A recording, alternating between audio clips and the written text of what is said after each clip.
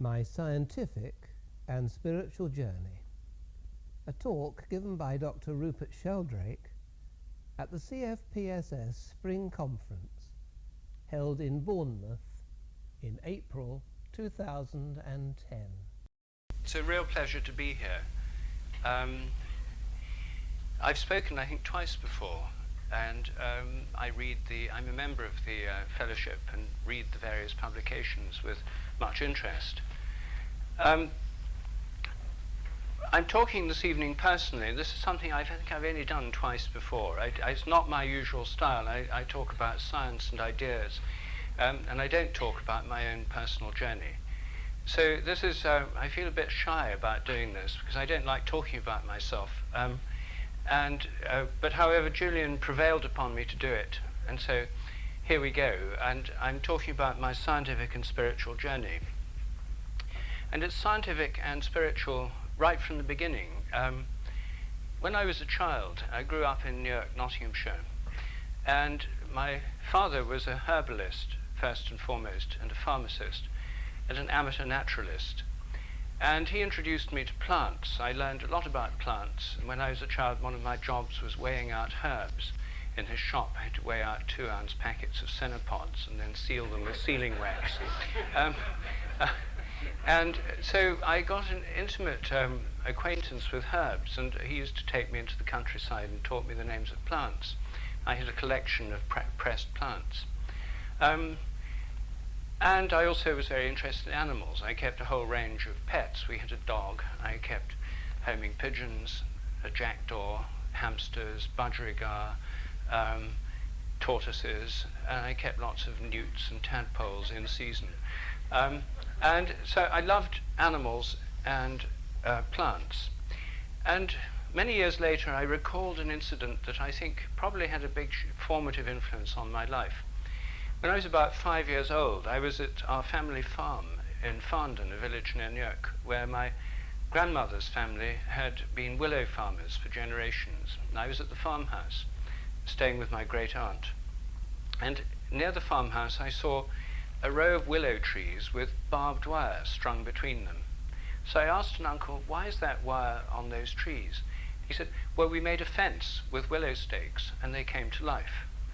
And this image of things that were dead and purely mechanical coming to life has been a theme, really, of a lot of my scientific career ever since, although I forgot about this incident for years until a friend questioning me induced me to recall it. My father was very keen on natural history. He had a microscope laboratory next to my bedroom.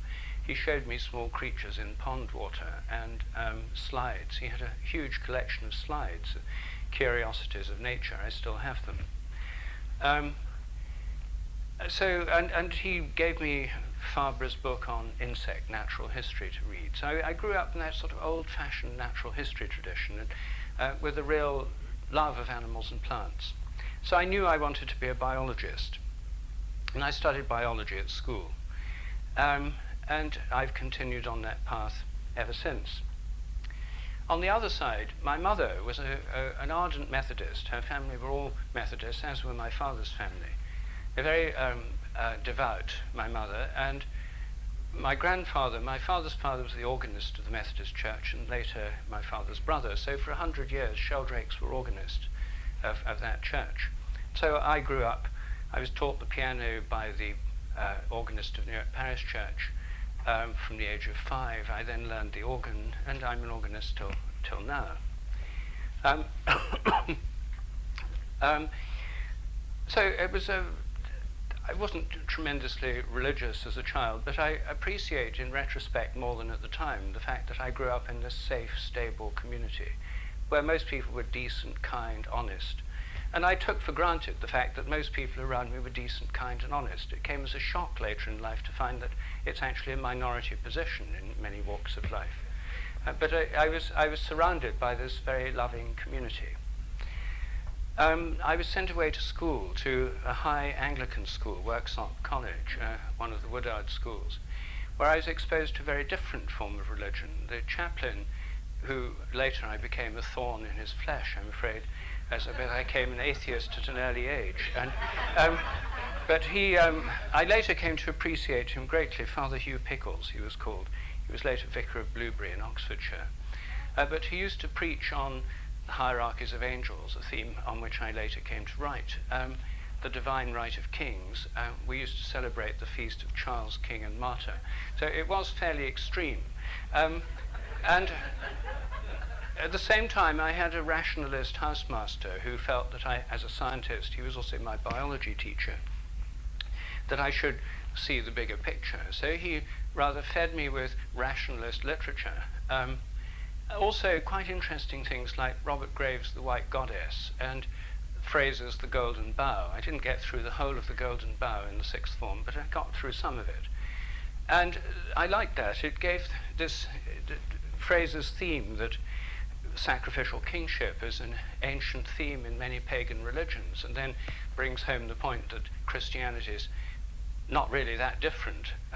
He took as an argument against Christianity. So did I at the time. I later came to see it as a strength rather than a weakness, this archetypal pattern. Anyway, I was reading Freud and thinking atheist thoughts and being encouraged in this by my science teachers, for whom science equals atheism and materialism.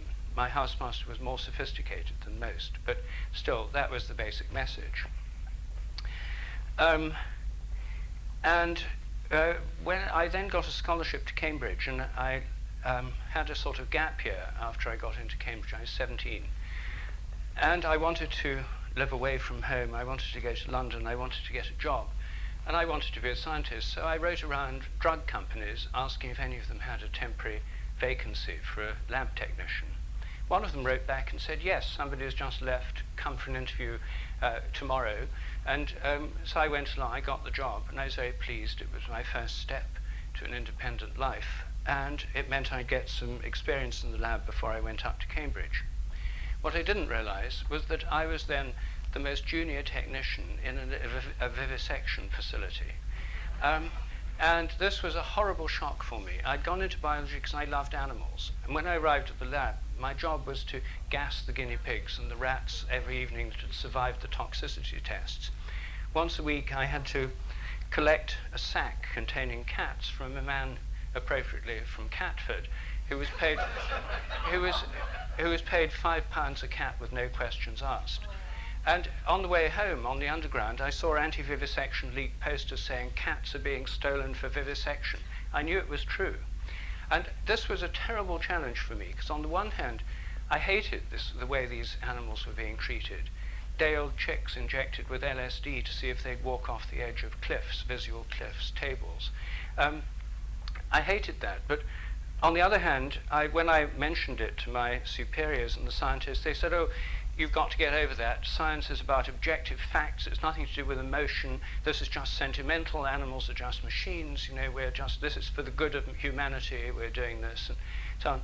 It was a terrible conflict between the ethos of science, detached, objective thing. You just want scientific facts, and every day the animals that survived these toxicity tests were gassed anyway. I mean, it was like a holocaust of animals on a daily basis. It made me think. And it made me think much more than any book I'd read.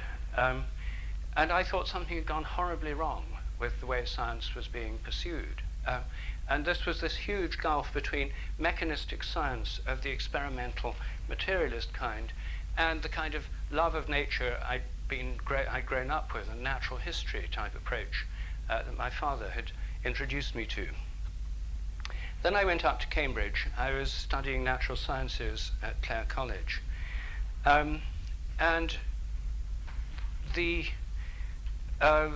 course I had there was, very good. The bit I liked most was botany, because we didn't kill anything in botany. Well, a few flowers maybe, but we went on field trips with Oliver Rackham to woods, and that I really liked. And the botanists were the scientists I liked most.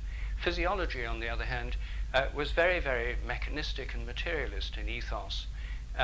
There we were doing all the classic things like we had to kill frogs, take their muscles out, and couple up their nerves, stimulate the nerve electrically and watch the muscle twitch. Standard physiology experiments. But the level of vivisection there was pretty mild compared with what I'd seen before I went up to Cambridge. But nevertheless, I felt that there was some huge gulf between this approach to life and what really interested me and my own experience. And it was summed up for me by a poster I saw in the biochemistry department in a corridor. There was one of those big metabolic charts with pictures of all the chemical reactions, the chemical cycles, the Krebs cycle and so on, that goes on inside the human body. And someone had written across the top in big letters with a magic marker, "Know thyself." And the gulf between this kind of chart of enzymic reactions and my feelings and thoughts and so on was so extreme that it really brought it home to me. So I was convinced something had gone wrong, but I didn't know what. And I didn't know anyone who I could talk to about it. Until a friend of mine who was reading German gave me an essay on Goethe and his approach to biology. When I read about Goethe, I realized something different was possible. It was possible to think more holistically about life. But Goethe had written this in 1810, and it didn't seem to have made much difference to the way biology had happened ever since. So I thought something might be possible that was different, but I couldn't see what or how to get there. And I did very well. I got a double first. I had a scholarship at my college and so on. And it was obvious that I could go on to a research career, but I didn't know if I wanted to. I certainly didn't want to work on animals, because I didn't want to spend the rest of my life killing and torturing animals. But I didn't even know if I wanted to do science, because it seemed to me so limited and so reductionist. Even though I loved it and I was good at it, it was a terrible dilemma. So I was lucky to get a one-year scholarship to Harvard, to the graduate school, where I spent a year doing history and philosophy of science. And that gave me a bigger perspective on what was happening. Thomas Kuhn's book on the structure of scientific revolutions had recently appeared. And his, as most of you will know, he pointed out that science isn't about open-minded inquiry into the truth. What it is a professional group subject to sociological forces that at any given time there's a shared model of reality, which he called a paradigm. And the paradigm isn't just an idea, it's what sets the limits of what you can investigate, how you do it, how you publish it, the way the professional community. It's the shared series of dogmas, if you like, within that group. In the past, whenever things don't fit in with the paradigm, they're just marginalized, they're dismissed, they're ignored, they're pooh-poohed. And this has happened over and over again in the history of science. I realized this was exactly the situation today in relation to biology, and that the reductionist, materialist approach was just a paradigm, it wasn't the truth. Until then, I thought maybe this is actually the truth, as all of my colleagues think. And this was reinforced by my teachers. When I was an undergraduate in my third year at Cambridge, the molecular biology laboratory had just started up, and they were terribly keen to recruit biochemistry graduates to become molecular biologists. So Francis Crick and Sidney Brenner, two of the leading molecular biologists, gave a series of private seminars in Brenner's rooms in King's College, to which they invited half a dozen of the people they thought were likely to do best in biochemistry. I was chosen as one of this select group. We were invited along for private evening seminars with the masters, Crick and Brenner. These were unbelievably bright men. Crick had already got the Nobel Prize. Between them, they'd just cracked the genetic code 2 or 3 years before. And they told us all about their discoveries, and they were scintillatingly bright and intelligent, but breathtakingly arrogant. And they told us, we've solved the basic problem of life, but there's just 2 problems left that haven't been solved. One is biological development, how embryos and plants develop and take up their form. The other is consciousness. And they said the reason they haven't been solved yet is because the people who've worked on them are neither molecular biologists nor very clever. And so Crick said, I'm taking consciousness, and Brenner said, I'm taking development. And they said, we expect within 10 years or maybe 20 we'll have cracked them. and they invited us to join them. Well, I didn't, because by that stage I'd already become very skeptical of this sort of thing. But this was in the early 60s, and at that stage this sense of molecular biology would conquer the world, unravel the secret of life, this triumphalist attitude which went on right until this century.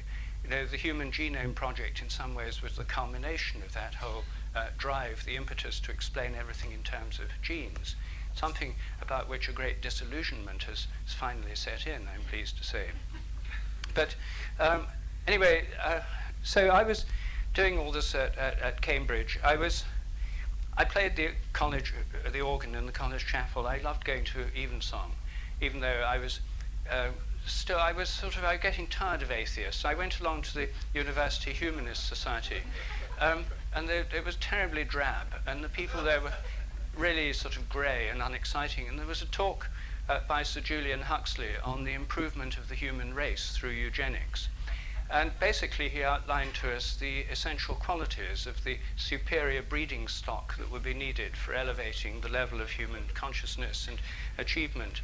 And the ideal sperm donor turned out to be a scientist who came from an eminent scientific lineage, who was well acquainted with the facts of evolution, of proven worth in public life and in the public media, etc. In other words, if you thought who could possibly meet this criterion, it was Sir Julian Huxley himself.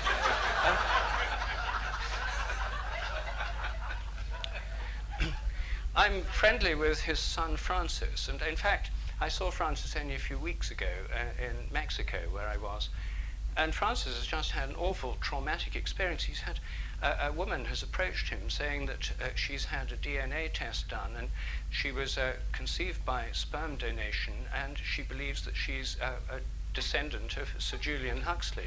And she wanted Francis to give a sample so she could find out whether, in fact, Francis was so embarrassed. I mean, he refused to give the sample. He couldn't bear this thought. But anyway, it sounds as if Sir Julian Huxley may well have put this into practice.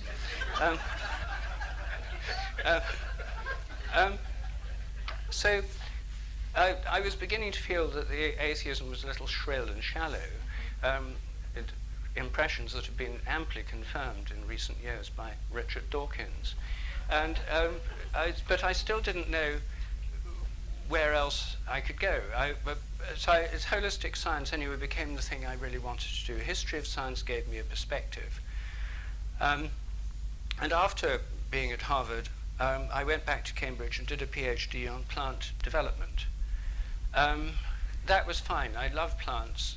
I was quite happy to work with plants. I didn't want to have to kill animals.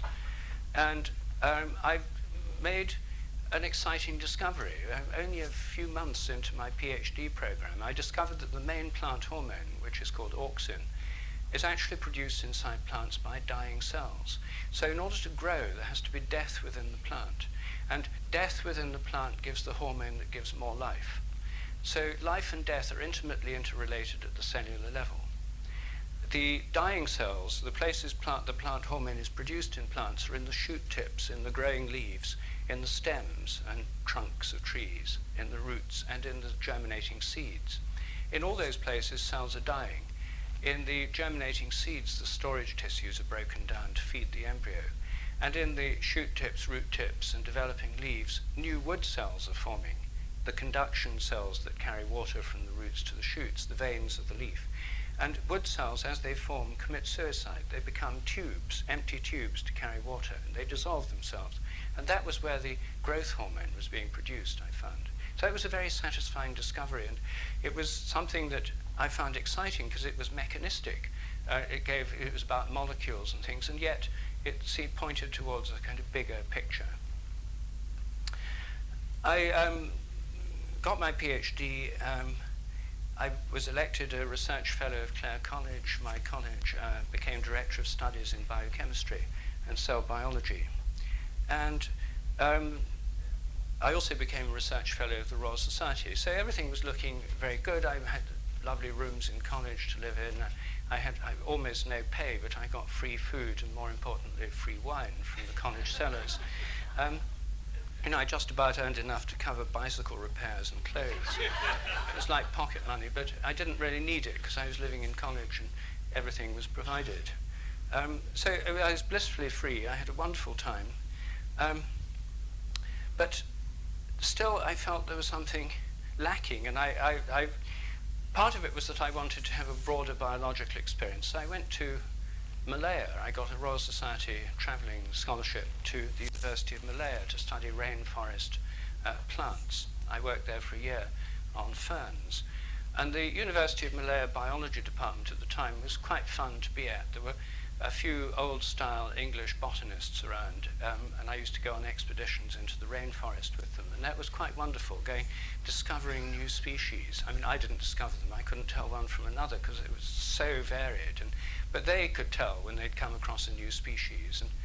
And a chap I shared a flat with for a while there, John Dransfield, who later became curator of palms at Kew, and the author of the definitive work, Genera Palmarum. He came to me one day and said, "I've just discovered a new palm new to science." And he took me into the jungle to see it, and there we went into a clearing. There was this magnificent plant with 20-foot-high diamond-shaped leaves in the middle of a clearing with the sun shining on it, looking totally pristine. And this was a species new to science. It was thrilling to be in that kind of rich environment. One of my other colleagues there was Lord Medway, an expert on bats and on gibbons, and he'd in fact had a tame gibbon living at his house in the jungle near Kuala Lumpur, but not for long. While I was there, he got married, and his wife, after a few weeks, said, "It's the gibbon or me." And it was her, and she's remained his wife ever since, I'm happy to say. When I was on my way to Malaya, the Royal Society gave me one of those old-style air tickets, and I discovered you could stop off as often as you liked. So I stopped off in India. I hadn't got much money, but I gave seminars at botany departments. I started at Delhi, and that was very successful. I met a Cambridge friend who was an anthropologist who took me up to his village in the Himalayas, and I stayed with this family, a herbal doctor, in a remote village in the Himalayas, 3 or 4 hours walk from the nearest roadhead. No electricity, of course, no television. Really living in a kind of medieval world, and that for me was a fantastic revelation. Living in that kind of world, people who lived simple lives, but they were devout, they were kind, they were funny. He took me to visit a sadhu in a cave. And there was this man in orange robes sitting by a waterfall in this cave. He offered me, he was smoking a pipe, and he offered me some of this and chuckled so I inhaled this. I hadn't had cannabis before, but I very rapidly realized this was no mere tobacco that I was smoking. So I had this, actually it was a wonderful introduction to cannabis in the Himalayas, the mountains, this holy man chanting sacred chants and stuff. It was a wonderful experience, really. And I then traveled through India visiting temples and universities, and Benares, Calcutta, Madurai, Madras. And then I went to Ceylon. I arrived about 3 months late in Malaya, but no one seemed to mind. And then after Malaya, I traveled in Cambodia and Laos. This was in 1968. It was a very exciting time to be in Asia. And there were sort of hippies coming over the hippie trail, and it was a very exciting time. And I was almost like being in Lotus Land. Until I got a letter from the master of my college, Lord Ashby, saying, "Dear Sheldrake, you are, as you may remember, Director of Studies."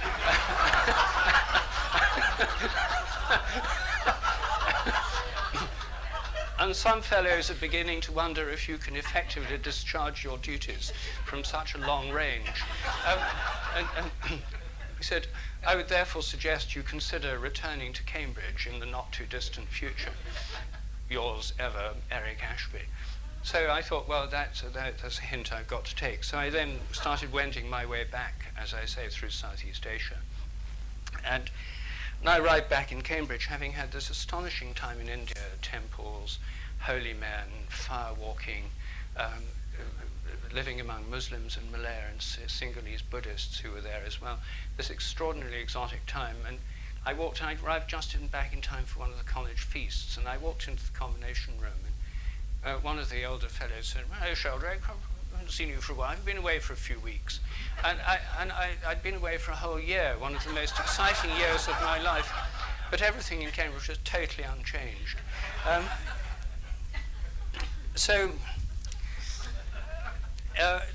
I then got interested in, because India had such a strong effect, and I'd seen that there was a completely different way of approaching the life from anything I'd been exposed to. I got interested in Hindu philosophy and meditation. I started doing transcendental meditation.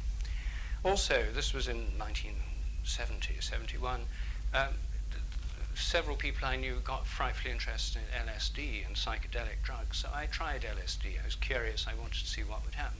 It was astonishing. It opened my eyes to a completely different realm of experience than anything anyone had ever told me about. And it really made me interested in the mystical tradition, because here were visionary experiences that resembled those described by mystics. And then some people said, oh, that's not the real thing, it's just mysticism on the cheap, it doesn't count, and so forth. But it counted for me. It was a revelation into a realm that I didn't even know about, and certainly no one had taught me about. None of my Christian education had mentioned the mystical tradition. That made me interested in the whole subject of consciousness. And at that stage, I met a fascinating group of people in Cambridge called the Epiphany Philosophers. Some of you may have come across them. It was a group started in the 50s of philosophers, scientists, and mystics, exploring the area between mystical experience, science, and philosophy. And the members of the group included some monks from the Society of the Sacred Mission at Kelham, Professor Richard Braithwaite, Professor of Philosophy, Fellow of King's College, Cambridge, his wife, Margaret Masterman, an expert on language and language philosophy, and Wittgenstein, Dorothy Emmett, who was a professor at Manchester who studied with Alfred North Whitehead, Ted Bastin, a quantum physicist and a Fellow of King's, Chris Clark, who some of you may know, a physicist, and a variety of other people. I mean, by the time I met them, this was about 1966, 67. There were various sort of Tai Chi practitioners, hippies, Buddhist meditators, and so on. This group was a very heterogeneous group, but what they were doing was exploring these areas between science, philosophy, and religion, starting from a different point of view from the usual one. The usual point of view was that if science and religion disagree on anything, then you have to chop religion down to size to fit onto the Procrustean bed of science. Margaret Masterman was the most forceful member of this group, and she took exactly the opposite view. If they disagree in essential respects, not about trivial points of doctrine, but about central experiences of religion, then if one of them's wrong, it's science, not religion. And what we need is a major scientific revolution. So this group was a kind of subversive, revolutionary group, working within philosophy of science and science. And we had these, I was invited to join it, and I did. We had these retreats 4 times a year in the Tower Mill at Burnham Overy Staithe in Norfolk, which belonged to a friend of theirs at the time. Now it's National Trust. And these were week-long retreats. We lived as a community. We took shared time. We had rotas for washing up and cooking and things. Every morning we started with, we dressed up in white robes and had the matins, Anglican matins, up on the top of the windmill on the top floor, and kneeling in a circle and sitting in a circle. And this was included something called the Chapter of Faults, which was a rather frightening experience when I first joined. You had, in order of age, to go around the circle confessing every sin against charity of the previous day. They didn't mean grave moral dilemmas and things. They meant, not doing your share of the washing up and so on. And at the end of your confession, you had to say, if anyone has anything else to remind me of, I'd be grateful to be told. And Margaret Masterman was never slow in reminding people of what they'd not done right. And so these sometimes got quite heated, the Chapter of Faults. It was a somewhat eccentric group.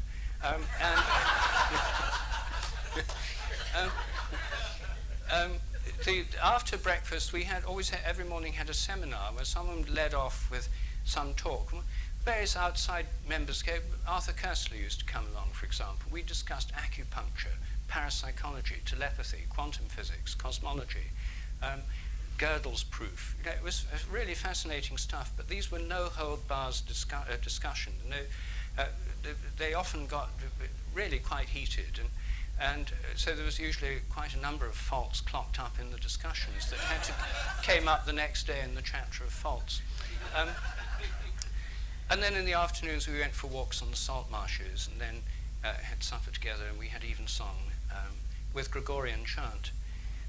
It was lovely. We did the offices with these chants. And we had at that time a priest, a member of the group, Geoffrey Keeble, and his wife Gladys, they were key members of the group. When he died, then our group, we had a retreat house in Cambridge as well. We didn't have a priest anymore, so we called upon the then Dean of Clare College to be the priest of this group, Dr. Rowan Williams. And so Rowan was a wonderful member of this group. I mean, I'm really fond of him, and I think he has a terribly difficult job at the moment, but it's amazing how he bears up. But he's a wonderful man, and I grew to like him very much in that context. Well, while I was at Cambridge, in about 1973, I had a kind of annus mirabilis when suddenly things began to fall into place. I came up with a new theory of aging and death to explain how things die, and I discovered that what makes things die is when they stop growing. The reason animals die is because they reach a fixed size and stop growing. Plants, like trees, go on growing, and they don't die because of senescence or old age, just because they get too big and fall over. If you take a cutting from a 500-year-old tree, you can grow a whole fresh tree. As long as it keeps growing, it's all right. And anyway, I came up with this whole theory of aging and death, aging, growth, and death, which I published in Nature. I discovered the mechanism of polar auxin transport with a colleague at Cambridge, which is now sort of textbook plant physiology. It's one of the leading areas that molecular biology of plant development is focusing on very strongly. The protein we predicted has now been cloned and identified, and you can actually see it in plant cells with new staining techniques. And I also, in thinking about morphogenesis and evolution, came up with the idea of morphic resonance, a kind of memory in nature, that the so-called laws of nature are more like habits, that living things tune into a kind of collective memory, that genes are grossly overrated, and that inheritance depends much more on something a bit like the Jungian collective unconscious. Well, these ideas didn't go over too well in the biochemistry tea room. I found a much better reception among my colleagues in Clare on the high table. I mean, we had philosophers and historians who actually engaged with these discussions. I had a wonderful time discussing them in my college, and I still do. I mean, I dine in college quite often, and I find in the sort of rather informal atmosphere of a Cambridge college a great receptivity to ideas and a freedom to discuss them that I don't find within the scientific community. But I'd come to the conclusion that there was no point going on as a biochemist, because I'd come to disbelieve in the reductionist approach. I wanted to have a more holistic approach to life. So having enjoyed my time in India so much on the way to Malaya, I formed this idea that what my ideal thing to do was to go and work in India in an agricultural institute where I could do something useful, and also live in India, and also work holistically, because agriculture is automatically holistic. You have to work on whole plants growing in real fields with real people growing them, with pests and diseases and weather. You can't just isolate one enzyme, and you've got to think of the whole situation. So just at that time, a new international institute was starting in Hyderabad called ICRISAT, the International Crops Research Institute for the Semi-Arid Tropics. And I applied for a job there, and I got one. I became principal plant physiologist at ICRISAT. So I left Cambridge and moved to India, where I was living in Hyderabad. I had an experimental farm. I was setting up a lab at a new institute. I had colleagues, most of them British, most of them ex-colonial service. In fact, I was the only person who hadn't been in the colonial service. It was really exciting, and I loved working with Indians. I loved working in farms and in villages. I learned first the local language, Telugu, then couldn't learn it very well, it's so hard. Then I learned Urdu and Hindi. And I had a wonderful place to live. I was living in the wing of a crumbling palace belonging to one of the Rajas. So I had this very beautiful place to live. The roof leaked and there were lots of mosquitoes, but it was beautiful. And just loved being in India. And at that time I was still doing transcendental meditation and yoga. And I went around various temples and ashrams and met gurus and so on. And it was a weird and wonderful world. I was very impressed by folk Hinduism, sacred trees and villages, the sacred spaces. The idea of the sacred really appealed to me, and the Indians really have it strongly. I was used to this kind of desecrated, materialistic world that science has portrayed for us. Then some Indian friends, when they knew I was interested, took me to see various gurus. One of them, I remember, was a supposed miracle worker. And we went to this meeting in somebody's house. He was supposed to manifest pieces of paper with Sanskrit texts on them. They were supposed to just float down from the ceiling. Well, I went there and I was hoping to see a Sanskrit text materialize before my very eyes. It didn't. Instead, he did another miracle, which was the odor of sanctity. He asked me to sniff his arm, and it smelt to me like rose-scented soap. So I said, well, it smells of roses. And he saw I wasn't very impressed by this. So after a while, he was talking to his devotees, was saying how wonderful he was, how incredibly miraculous. He said, you'll come with me. And so he took me in, and to my surprise, he led me into a lavatory. And he said, you watch. And he then peed into a tumbler. And he said, you smell. And I smelled, it smelled of rose water. He said, you notice, special smell is there. And so we went back into the room, and I mean, I didn't see whether he'd poured it in beforehand. I was terribly skeptical. So the devotees were incredibly impressed that I'd been given this very special privilege of watching the holy man in the lavatory actually produce this odor of sanctity in his urine. And so they were so impressed, they said, this is a very great gift. They said, no, you drink it all. So I said, well, no, I think that would be terribly selfish. I think this is a blessing that should be shared.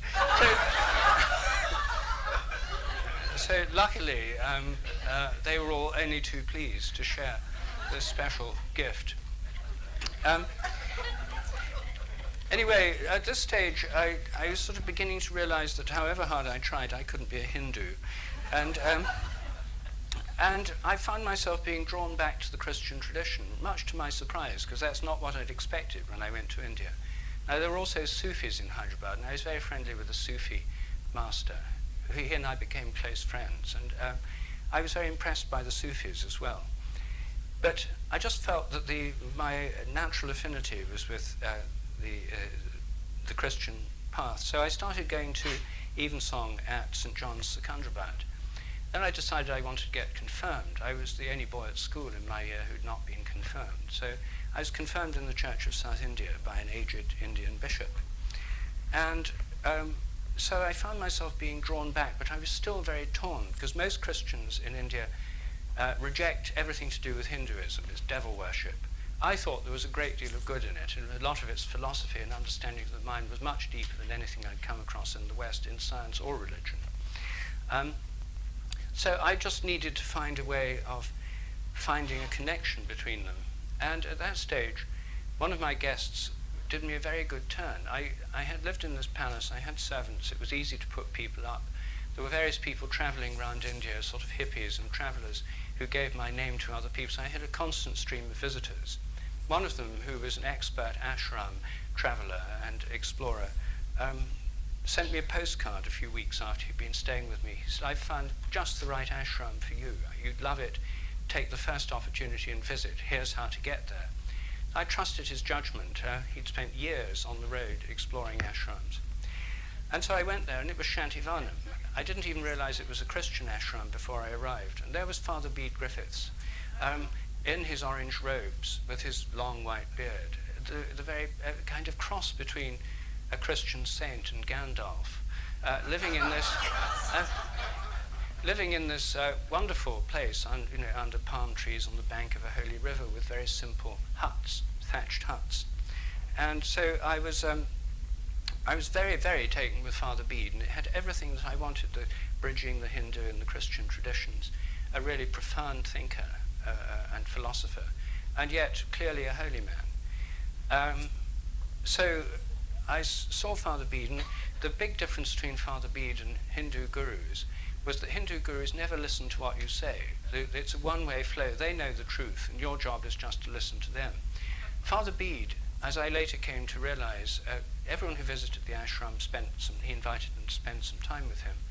They did most of the talking. He listened, and most people emerged from a meeting with Father Bede completely inspired. And they'd done almost all the talking. He somehow brought out the best in people and enabled them to find their own vision. And he helped me in that way too. And he said, what did I really want to do? And I said, well, I really wanted to write about morphic resonance, to try and put forward a way of changing science, a whole new philosophy. And I didn't dare do it when I left Cambridge. I was working in an agricultural institute. I was thinking about it all the time, but I knew when I did that it would change my career irrevocably. And he said, well, if you want to write about it and you want somewhere to do that, come and live here and stay as long as you like. So I did. I resigned from my job. I was reappointed on a part-time basis. But I lived in Father Bede's ashram for a year and a half, and I saw him every day. It was a most wonderful experience, one of the happiest times of my life. And I was able to work, and that's where I wrote my first book, A New Science of Life, recently reissued in a new edition. It's dedicated to Father Bede, and every chapter of it I discussed with him. It was a wonderful thing to discuss it with someone with a penetrating, philosophically trained mind, yet no scientific background. I had to explain everything to him. He'd say, Rupert, you say this is like magnetism. I've always wondered, what is magnetism? And so then I had to give these sort of tutorials on magnetism, but he was very, very quick, very sharp, very intelligent. And as soon as it got to the difficult bits that scientists normally gloss over, I'd say it depends on the field. But what is a field? And it was a wonderful experience. Anyway, I had a lovely time there, meditating, part of this community, writing my book. Then I went back to England and worked part-time in my old job. I went to California after my book came out and met a whole new world there. My book was published in 1981. It caused a kind of furore in the scientific world, more than I'd expected. And then it became clear that I couldn't go on with my normal scientific career because this was just too big a breach with the science. It was denounced by the editor of Nature on the front page of Nature in an editorial called A Book for Burning. And it was like a papal excommunication. And since then, I've gone on as a scientist, but in a position where I'm branded as a heretic by the editor of Nature, who thought of himself as the Pope of Science. Sir John Maddox, as he then was an atheist, materialist, member of the Rationalist Press Association, the Free Thinkers League, etc., the Skeptics Organization, an implacable opponent. Anyway, since then, I've been pursuing my work on morphic resonance. I'll talk about that tomorrow. I explored dialogues with Krishnamurti. For several years, I knew Krishnamurti very well, and I did many dialogues with him. I've been exploring science and spirituality with Matthew Fox. We've done 2 books together with Brother David Stendelrast, the Austrian Benedictine, and a number of others. Anyway, I just go on with this quest, and in my scientific research, I've broadened out. I wrote a book called 7 Experiments That Could Change the World, which our chairman mentioned, because I thought that science has got so stuck in this dogmatic materialism, and so many people don't believe it, and it's also so unscientific. I tried to think of simple, low-cost experiments that could change the way we see the world. And so I wrote this book, 7 Experiments. 2 of them particularly I followed up and have became the subject of further books. One was on dogs that know when their owners are coming home, psychic pets. And this is a very well-known phenomenon. Most people have experienced this sort of thing, and yet science had totally blocked it out, no investigations at all. So that's one subject. The other is the sense of being stared at, that feeling of being looked at from behind. simple experiments so simple a child can do them, which now many children have done, and adults. It's real, it actually happens, and it tells us something very important about the nature of minds. I'll come back to that tomorrow morning. I also, as a result of this research, have been exploring a number of other phenomena, human telepathy. For example, my recent research is on telephone telepathy. It turns out that about 80% of the population have had the experience. You think of somebody and then they ring and you say, that's funny, I was just thinking about you. Extremely common, even 80% of molecular biologists have experienced that.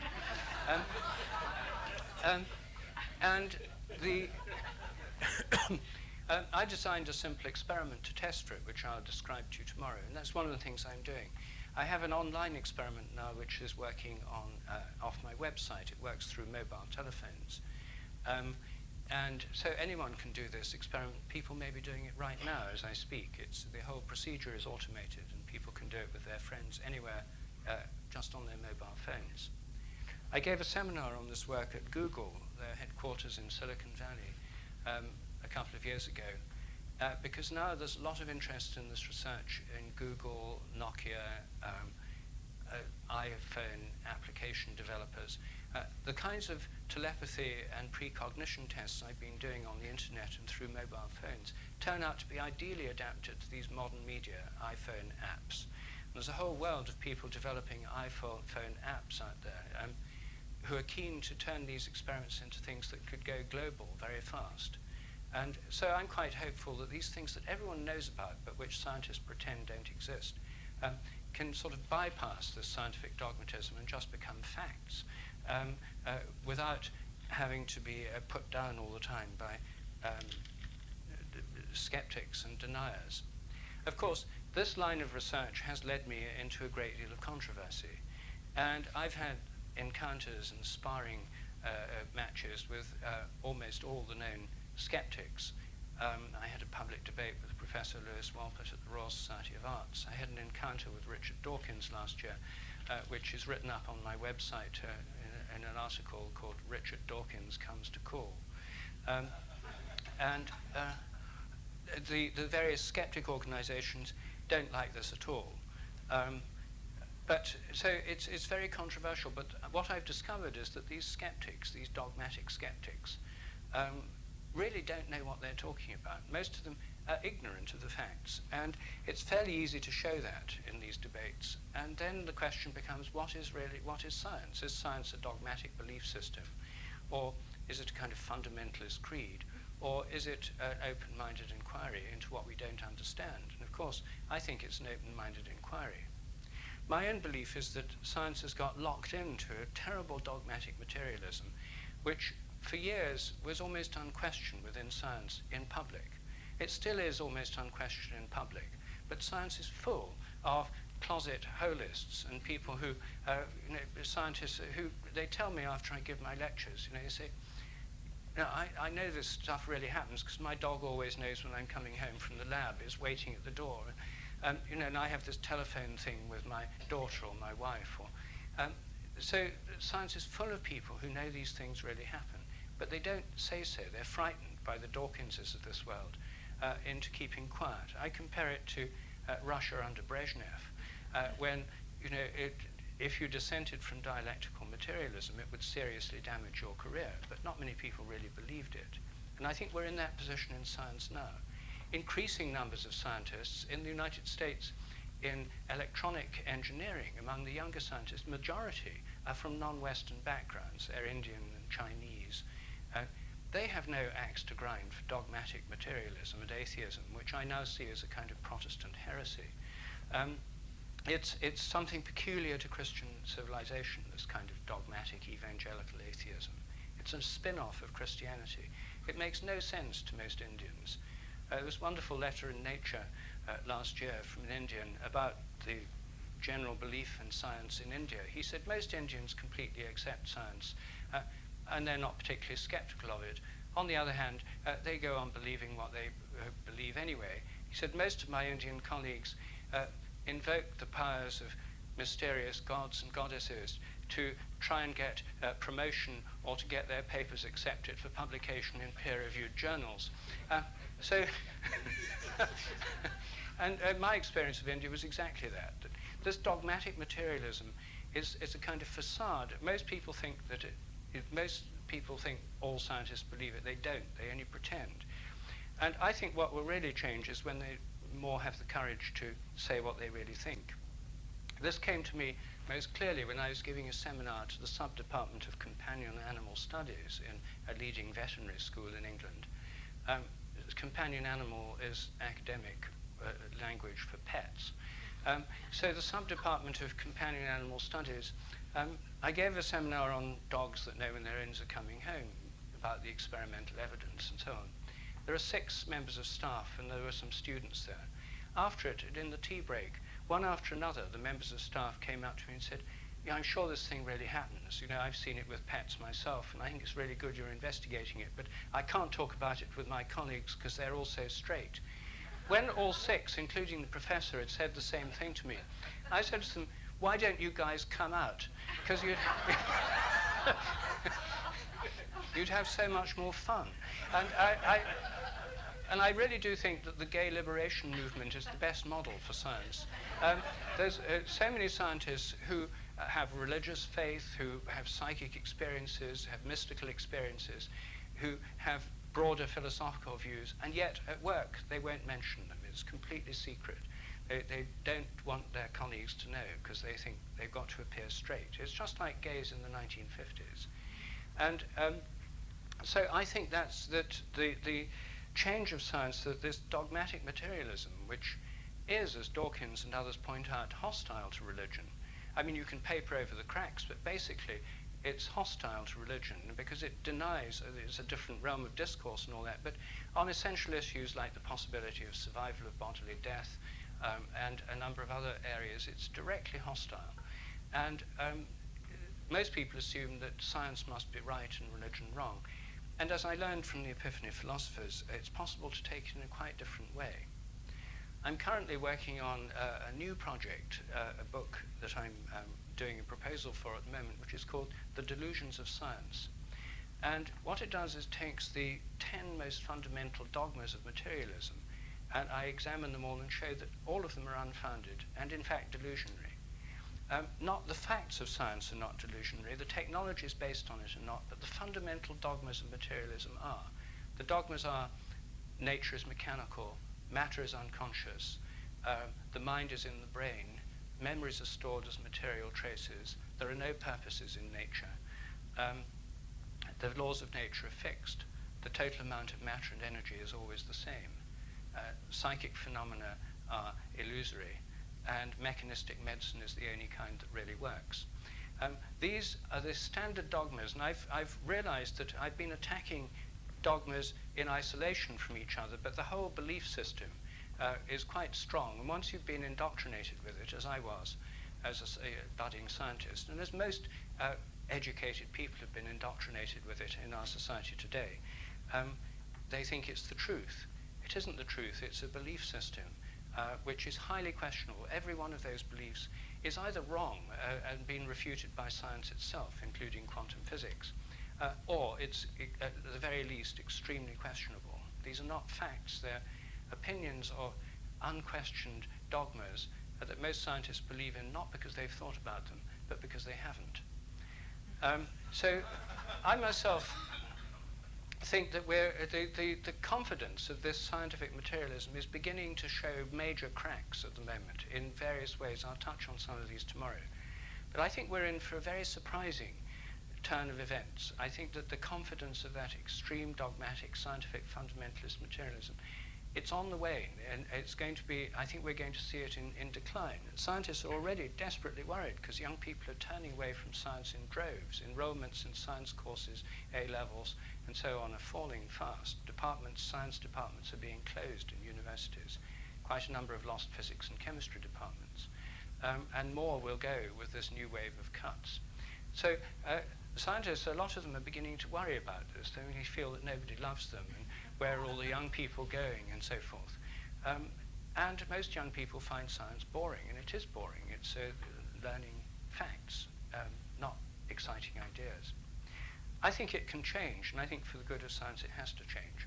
But I think this ongoing quest to my scientific and spiritual journey, I've just given you sort of where I am at the moment, but it's very much an ongoing quest both in the scientific and the spiritual areas.